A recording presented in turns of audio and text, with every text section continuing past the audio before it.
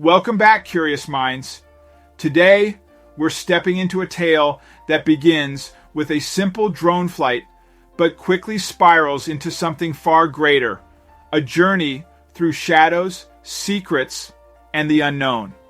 It's a story that asks more questions than it answers, where every discovery seems to pull back the curtain on an even deeper mystery. So settle in, because this is one adventure you won't want to miss. Let's dive in. John, an experienced drone enthusiast, decided to explore a new area. As he flew his drone, he noticed a small door on top of a nearby mountain. Intrigued, he flew the drone closer to investigate. As he zoomed in, he saw that the door was very tiny, and curiosity got the better of him. John decided to climb up the rocky mountain to take a closer look. But little did he know that was a very, very bad decision. Getting into the old metal door was anything but easy, but with sheer grit and determination, John managed to do it, and he was blown away by what he was seeing. When he was making his way deeper and deeper into the mountain, somebody had created this for a purpose. And when John finally found out what that purpose really was, he nearly froze from pure shock. He knew very well beforehand that he was not supposed to be in here. This was the confirmation that made that actually real for him. John started to run out of the mountain as quickly as possible. He just hoped that the damage had not already been done here. But what did John find in the mountain? Why was it hidden behind a strange metal door? And why was going through it a very bad decision?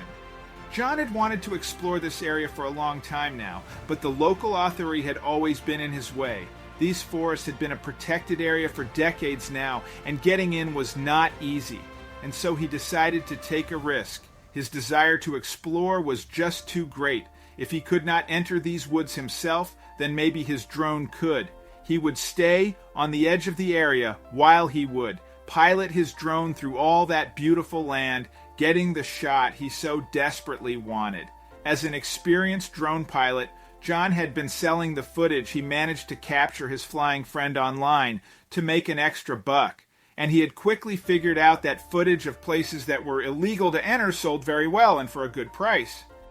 John noticed a small mountain or rock formation that seemed to be at the center of the protected area. There was actually something strange located near the top. John speculated that it might be a metal object of some sort, and as he flew his drone even closer to it, he just about managed to make out that it was a door of some sort, and then something else suddenly happened. His trustworthy drone suddenly started to malfunction heavily. Within seconds, the screen started to glitch and Johann lost the controls. The screen went completely black, and the last thing that he saw was that the drone was crashing towards the foot of the mountain. Now John was faced with a dilemma. Not only did he want to get his expensive drone back and see if there was anything he could still salvage from it, but John did not feel like he had another choice right, and he decided to scale the fence. His heart was nearly beating out of his chest as John was trying to make his way through the thick vegetation. John was using his GPS to make sure that he was still heading toward the mountain, as the forest was so difficult to traverse that you could easily get off track here. After about an hour of walking, he finally found what he was looking for. His drone was hanging in some vines high in the trees.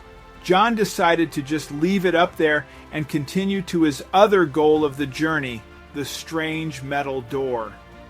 As he started his ascent, John realized the deceptive nature of the mountain's terrain. He regretted not bringing more suitable gear. As John climbed higher, the sheer magnitude of the mountain became evident. From below, it seemed so manageable. As he ventured further, John discovered etchings on some boulders. They appeared to be of ancient origin, possibly made by indigenous tribes. Were they a form of guidance, a warning? The final stretch to the door felt both exhilarating and ominous. With every step, the metallic entrance grew larger, emphasizing its out-of-PL nature in this wild setting. John's heart raced, anticipating the secrets and stories hidden behind the imposing barrier. While the door size suggested it was built for something large to pass through, its detailed design indicated purpose, care, and intention. John was drawn to an almost concealed side entryway, much smaller and less grand than the main entrance. The hidden door was bound by a padlock, weathered and rusted over time. Undeterred, John began attacking the lock with his water bottle. Once inside, the atmosphere shifted dramatically. The darkness was almost tangible, engulfing John. The flashlight's beam offered minimal visibility, revealing a cavernous space ahead. John quickly realized that the cavern wasn't just one large space. Various pathways branched out, each more enticing and mysterious than the last. The mountain's walls, edged with the scars of time, seemed to whisper tales of those who might have trod these paths long before him. This wasn't just a place of exploration for John anymore. It was a witness to stories yet untold. A breathtaking expanse awaited John after squeezing through a particularly tight crevice. The hallway was not just an architectural marvel, it was a gallery of the past. Displayed on raised platforms and within the alcoves were remnants of a bygone era, broken pottery, rusted weapons, and faded textiles. Each artifact told tales of daily life, of celebrations, wars, and perhaps ceremonies. J.N. felt an overwhelming respect for a civilization he could only dream of understanding. But now, the silence was profound. Every footstep John made echoed back, bouncing off the walls. Suddenly, in the midst of his ascent, a new sound pierced the silence. Footsteps, distinctly different from his own, they echoed eerily, making it hard to decipher their distance or direction. A shiver ran down John's spine. The realization dawned upon him. He might not be the only living being journeying through the mountain's heart. The once bright beam of his flashlight now flickered erratically. Dread settled in John's stomach as he fumbled for spare batteries, only to remember he had left them behind. With a dimming flashlight and growing exhaustion, the weight of despair began to press on John. He needed to find an escape, or at least a sign indicating the right direction. Amid the shadows, John noticed an area that stood apart. Age-old equipment, constructed from materials he didn't recognize, lay scattered.